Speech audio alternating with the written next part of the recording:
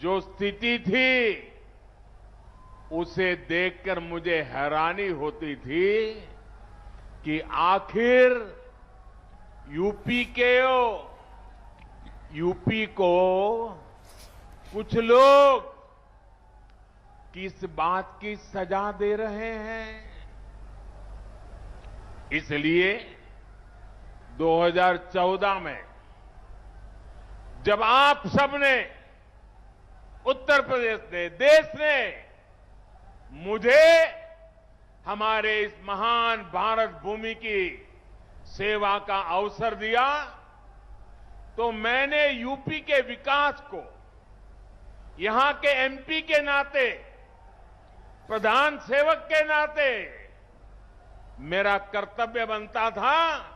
मैंने उसकी बारीकियों में जाना शुरू किया। मैंने बहुत सारे प्रयास यूपी के लिए शुरू करवाए। गरीबों को पक्के घर मिले, गरीबों के घर में शौचालय हो, महिलाओं को खुले में शौच के लिए बाहर ना जाना पड़े, सबके घर में बिजली हो। ऐसे कितने ही काम थे जो यहां किए जाने जरूरी थे। लेकिन मुझे बहुत पीड़ा है कि तब यूपी में जो सरकार थी उसने मेरा साथ नहीं दिया। इतना ही नहीं, सार्वजनिक रूप से मेरे बगल में खड़े रहने में भी उनको पता नहीं वोट बैंक नाराज होने का डर लगता था। मैं एमपी के रूप में आता था तो हवाई अड्डे पर स्वागत करके पता नहीं खो जाते थे। उनको इतनी शर्म आती थी, क्योंकि काम का हिसाब देने के लिए उनके पास कुछ था ही नहीं।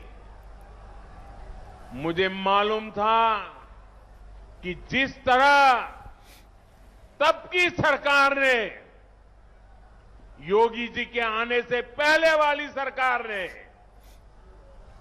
यूपी के लोगों के साथ नाइंसाफी की, जिस तरह उन सरकारों ने विकास में भेदभाव किया, जिस तरह सिर्फ अपने परिवार का हित साधा, यूपी के लोग ऐसा करने वालों को हमेशा हमेशा के लिए यूपी के विकास के रास्ते से हटा देंगे।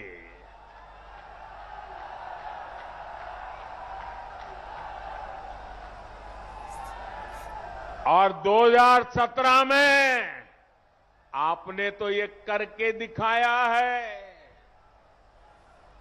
आपने प्रचंड बहुमत देकर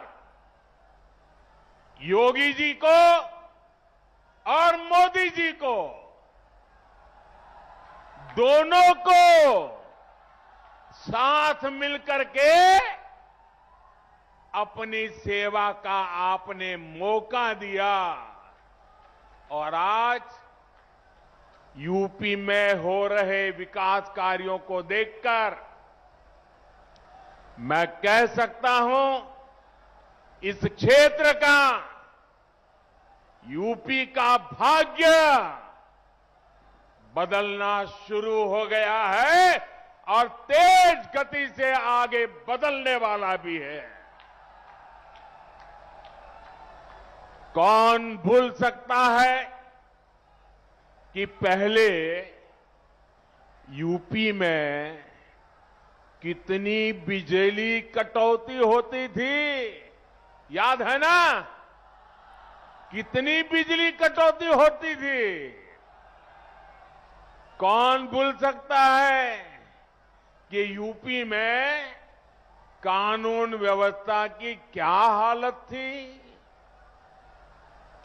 कौन भूल सकता है कि यूपी में मेडिकल सुविधाओं की क्या स्थिति थी? यूपी में तो हालत ऐसे बना दिए गए थे कि यहां सड़कों पर राह नहीं होती थी, राह जनी होती थी। अब राहजनी करने वाले जेल में हैं और राहजनी नहीं, गांव-गांव नई राह बन रही है, नई सड़कें बन रही है। बीते 4.5 वर्षों में यूपी में